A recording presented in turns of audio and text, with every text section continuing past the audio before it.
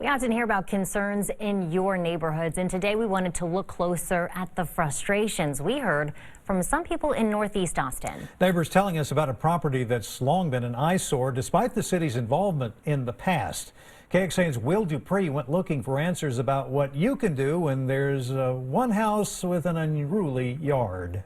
On Windward Drive, people's frustrations are growing almost as high as the grass and weeds they're sick of seeing. A neighbor's complaint Sunday brought out the city's code department to this house. Once again, the owner was told he has 7 days to cut his yard because it poses a risk to others. It's mostly for the harborage of rodents or snakes and that type. And when you have rodents, you have snakes. So we try to maintain just a lower grass.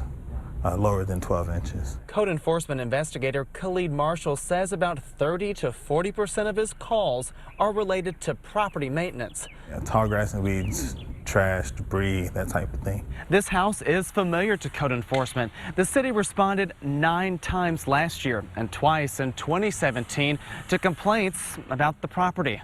Each time, the city says the owner came into compliance before further action was required.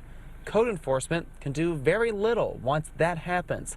So neighbors worry they'll simply have to keep reporting the same problem to Austin 311 like they're supposed to. I know that it can be frustrating to see a property that you live next to that is constantly can be in violation, but just call us and we'll come out and check.